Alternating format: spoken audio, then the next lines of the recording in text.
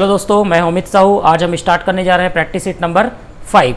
इससे पहले जिन्होंने प्रैक्टिस सीट नंबर 1 to 4 नहीं देखा है वो जाके चैनल में देख सकते हैं। वहाँ पे मैंने काफ़ी सारे क्वेश्चन कराए हैं, उसमें भी इसी तरीके से 25 क्वेश्चन दिए हुए हैं। 25 क्वेश्चन को आप आसानी से पढ़ सकते हैं और समझ सकते हैं, और मैंने उसका लॉजिक भी आपको बताया है। जिन लोगों ने नहीं देखा है वो जाके देख लीजिए, वहाँ से बहुत सारे क्वेश्चन आपके एग्जाम के लिए बन सकते हैं, जहाँ से क्वेश्चन एग्जाम में पूछे जा सकते हैं। तो बिल्कुल आप जाके देखिए उसको और तैयारी करिए और प्रैक्टिस भी करिए। ठीक है, चलिए आज स्टार्ट करते हैं प्रैक्टिस शीट नंबर 5। इसमें पहला क्वेश्चन है, एक कूलाम के धनात्मक आवेश को अनंत से विद्युत क्षेत्र के किसी बिंदु तक लाने में किया गया कार्य उस बिंदु का कहलाता है। तो आपको पता है कि अनंत से किसी एकांक धन आवेश को किसी बिंदु तक लाने में जो कार्य करना पड़ता है वो कहलाता है विभव। वो क्या कहलाता है? विभव कहलाता है। तो यहाँ पे आंसर आएगा क्या? विभव आएगा। तो कोई भी एकांक धन आवेश को अनंत से किसी बिंदु तक लेके आ रहा है, मान लो किसी आवेश का ये विद्युत क्षेत्र है, इसके विद्युत क्षेत्र में अनंत पे कोई आवेश रखा है, धनात्मक आवेश, एकांक धन आवेश, उसको अगर लेके आते हो तो लेके आने में जो कार्य करना पड़ता है उस कार्य को ही उस बिंदु का क्या बोलते हैं? विभव बोलते हैं। क्या बोलते हैं? विभव बोलते हैं। तो यहाँ पे आंसर क्या आएगा? विभव आएगा। इतना क्लियर हुआ। अब आगे देते हैं, विद्युत धारिता की एसआई इकाई होती है। तो यहाँ पे विद्युत धारिता की जो एसआई इकाई होती है वो क्या होती है? फैराड होती है। तो आपको पता है विद्युत धारिता का सूत्र क्या होता है? Q = CV, और C होता है Q/V। Q मतलब होता है आवेश, V होता है विभवांतर, और C क्या है? विभव। C क्या है? विद्युत धारिता है। तो विद्युत धारिता का जो फार्मूला होता है C = Q/V, और Q की जो इकाई होती है कूलाम होती है, और V की जो इकाई होती है वो क्या होती है? वोल्ट होती है। और कूलाम पर वोल्ट को ही क्या बोला जाता है? फैराड बोला जाता है। क्या बोला जाता है? फैराड। तो यहीं से इसकी इकाई बन गई क्या? फैराड बन गई। समझ में आ गया? तो विद्युत धारिता की जो ऐसा इकाई होती है वो क्या होती है? फैराड होती है। कितना क्लियर हो गया? तो ये विद्युत धारिता की जो ऐसा इकाई है वो क्या होती है? फैराड होती है। इतना क्लियर हुआ। चलिए आगे, क्वेश्चन नंबर 3 है, एक कूलाम आवेश को पूरे विद्युत परिपथ में एक पूर्ण चक्र लगाने हेतु सेल द्वारा किया गया कार्य। मान लो एक सेल अपन लगा देते हैं और एक परिपथ बना देते हैं इस तरीके से। ठीक है, यहाँ पे क्या है? वायर कनेक्टेड है।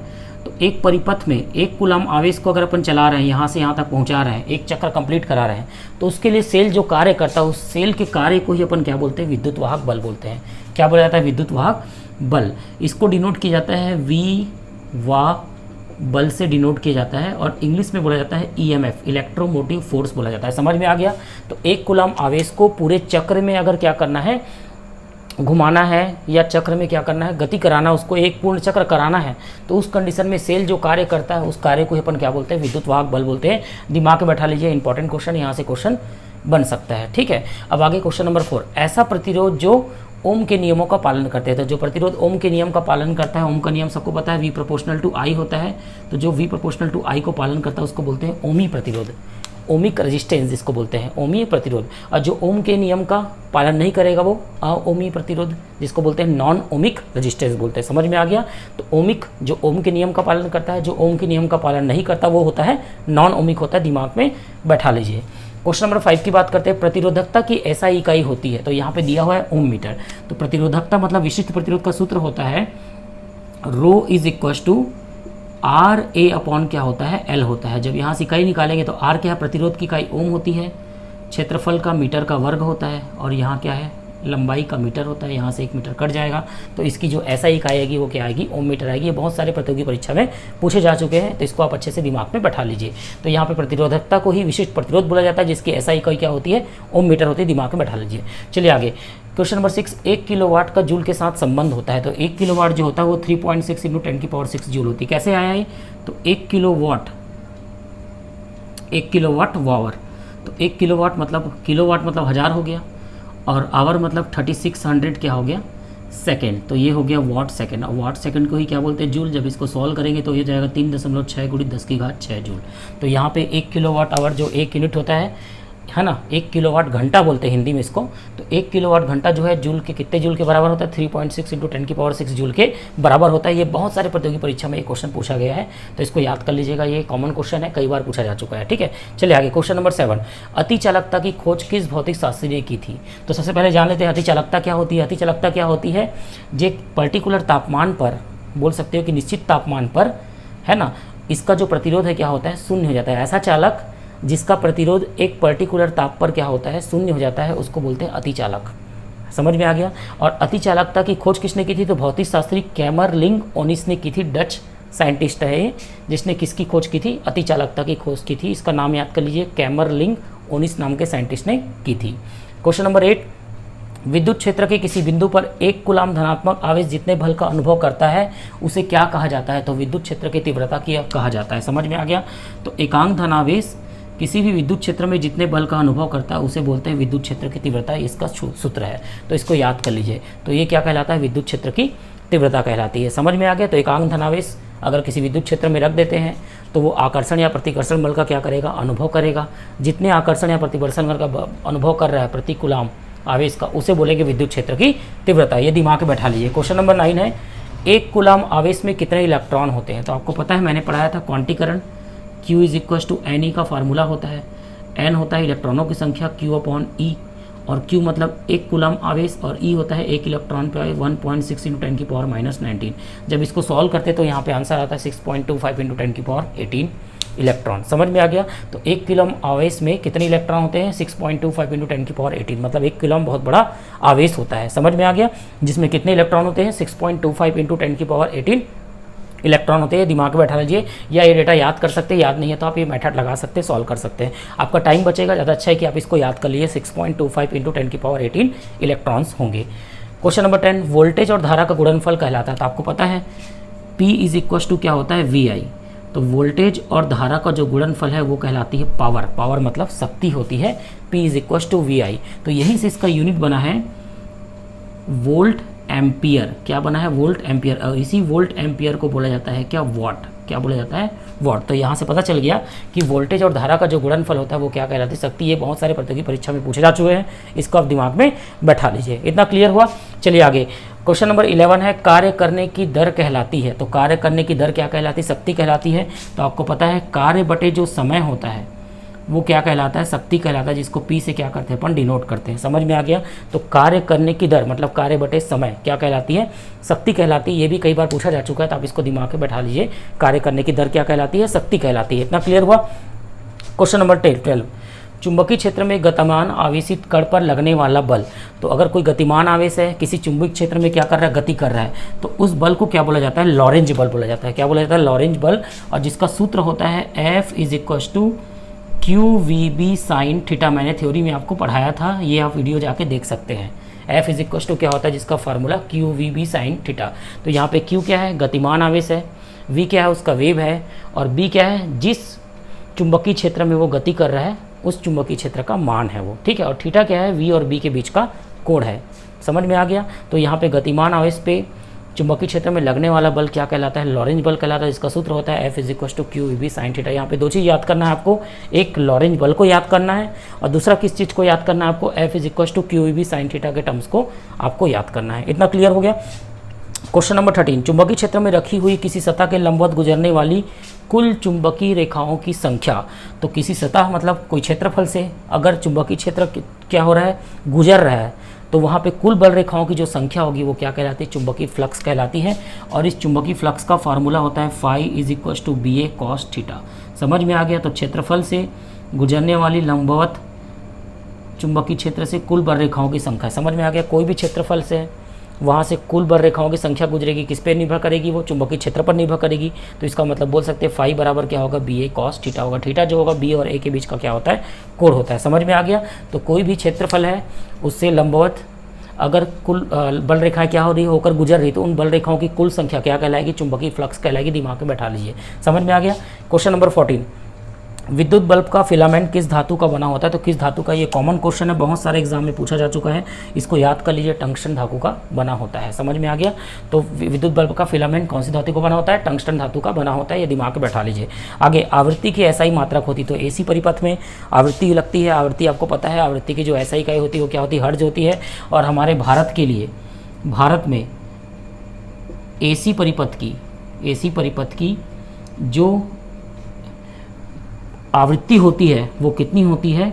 50 हर्ट्ज होती है। दिमाग में बैठा लीजिए। बहुत सारे कॉम्पिटिटिव एग्जाम में, प्रतियोगी परीक्षा में पूछे गए हैं कि एसी परिपथ की भारत में आवृत्ति कितनी होती है? तो कितनी होती है? 50 हर्ट्ज होती है। इतना क्लियर हुआ? तो ये बहुत अच्छे क्वेश्चंस थे।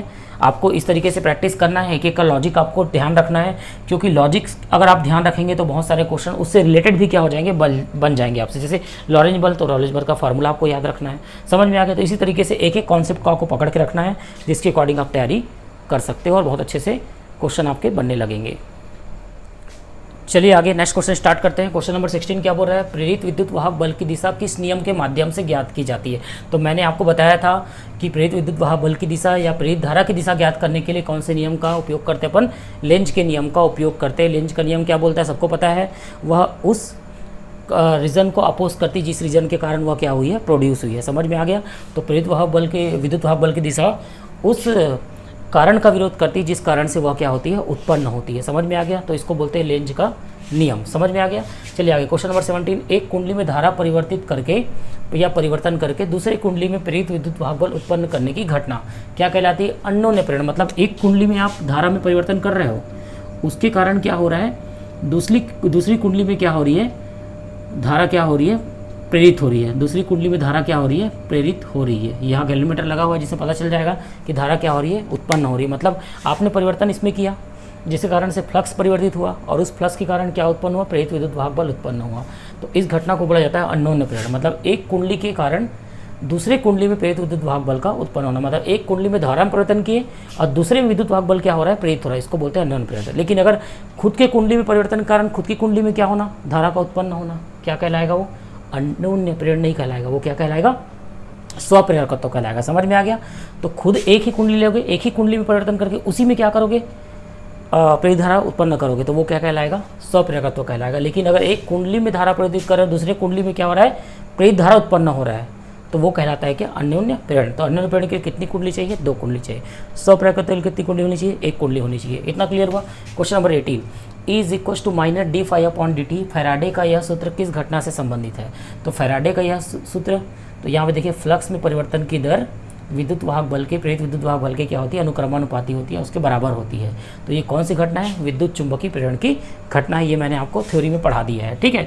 चलिए क्वेश्चन नंबर 19 देखते हैं। अन्योन्य प्रेरण के सिद्धांत पर कार्य करने वाला उपकरण। तो ट्रांसफार्मर एक ऐसी युक्ति होती है जो अन्योन्य प्रेरकत्व के सिद्धांत पर काम करती है।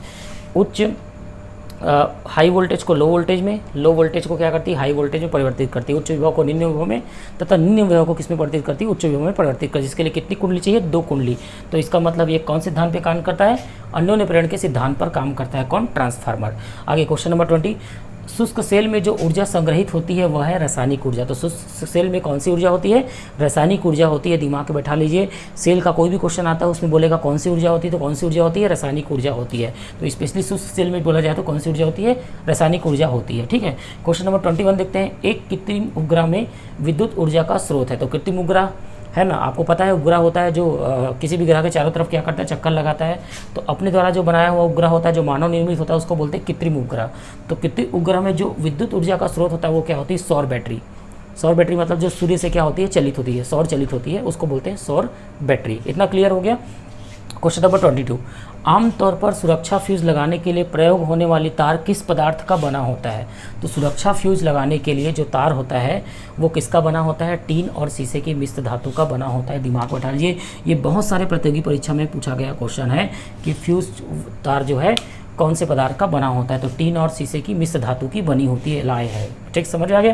क्वेश्चन नंबर 23, आपस में जुड़ी 2 वस्तुओं के बीच विद्युत धारा नहीं बहती यदि वे होती है समान विभव। समझ में आ गया। तो अगर 2 बिंदु हैं, एक का विभव VA है, दूसरे का भी कितना है, VB है, और VA का मान जो है VB के बराबर है। जैसे मान लो 5 वोल्ट है, तो बोल दिए यहाँ भी 5 वोल्ट है और यहाँ भी क्या है, 5 वोल्ट है। तो यहाँ से यहाँ धारा प्रवाहित नहीं होगी। क्यों नहीं होगी, क्योंकि दोनों के विभव का मान क्या है, समान है। समझ में आ गया। और कारण क्या है इसका, धारा हमेशा उच्च विभव से कहाँ प्रवाहित होती है, निम्न विभव की ओर प्रवाहित होती है। अगर दोनों समान विभव के हो गई तो यहाँ पे धारा प्रवाहित नहीं होगी। तो आंसर आएगा समान विभव पर। क्वेश्चन नंबर 24, ट्यूबलाइट में व्यय ऊर्जा का लगभग कितना भाग प्रकाश में परिवर्तित होता है। तो ये याद करने वाला क्वेश्चन, इसको दिमाग में बैठा लीजिए। जो ट्यूबलाइट अपन यूज़ करते हैं विद्युत के ऊर्जा के लिए, तो उसमें प्रकाशीय ऊर्जा के लिए, उसमें प्रकाश में परिवर्तित होने वाला भाग कितना होता है। तो कुल ऊर्जा जो भी व्यय करे वो, उसका 60 से 70% भाग जो होता है किसमें व्यय होता है, किसमें उपयोग होता है, प्रकाश में उपयोग होता है। समझ में आ गया। तो कुल ऊर्जा अगर उसकी 100% व्यय कर रही है तो उसमें 60 से 70% जो भाग होता है वो प्रकाश में परिवर्तित हो जाता है। ये दिमाग में बैठा दीजिए। क्वेश्चन नंबर 25, किसी परिपथ में एक बिंदु पर मिलने वाली धाराओं का बीजगणितीय योग होता है। तो आंसर दिया है 0। तो जैसे मान लो एक बिंदु है, यहाँ पे 3 एम्पियर और 2 एम्पियर की धारा आ रही है, और ये एक तार में वापस आई, तो देखो 3 और 2 आएगी तो ये कितनी एम्पियर की बन जाएगी, 5 एम्पियर। तो देखो आने वाले को अगर धनात्मक लेता हूँ तो जाने वाला क्या हो जाएगा, ऋणात्मक हो जाएगा। तो बीजगणितीय योग क्या होगा, देखिए 3 + 2 - 5, तो इनका बीजगणितीय योग कितना हो जाएगा, 5 - 5 बराबर कितना आ जाएगा, 0 आ जाएगा। समझ में आ गया। तो कुल धाराओं का किसी बिंदु पर बीजगणितीय योग क्या होता है, 0 होता है, क्योंकि जितनी धाराएं आती है उतनी वहाँ से क्या होती है, वापस जाती है। अगर +5 एम्पियर की धारा आ रही है तो +5 एम्पियर की धारा क्या होगी, वापस भी जाएगी। दोनों को जब जोड़ेंगे तो आने वाली को प्लस लेते, जाने वाली क्या हो जाएगी माइनस, तो 5 - 5 क्या हो जाएगा, 0 हो जाएगा। तो किसी बिंदु पर बीजगणितीय योग क्या होता है, धाराओं का क्या होता है, 0 होता है। समझ में आ गया, इतना क्लियर हुआ। तो उम्मीद है आज को आपको प्रैक्टिस शीट बहुत अच्छे समझ में आया होगा। पहले भी मैंने प्रैक्टिस शीट नंबर 1, 2, 3, 4 आपको यूट्यूब वीडियो के माध्यम से दे दिया है, तो आप उसको देखिए, बहुत अच्छे से समझिए। वहाँ पे वेरी इंपॉर्टेंट क्वेश्चन यूज़ हुआ है, उसको समझने के बाद उसको प्रैक्टिस भी करिए और दिमाग में बैठाइए। ऐसे क्वेश्चन आपके एग्जाम में डायरेक्ट आ सकते हैं। तो उम्मीद है आज का टॉपिक आपको बहुत अच्छे समझ में आया होगा। आगे के लेक्चर्स में आगे की सीट कंटिन्यू करेंगे, तब तक के लिए मेरे वीडियो को शेयर और सब्सक्राइब करना ना भूलें। Thank you so much.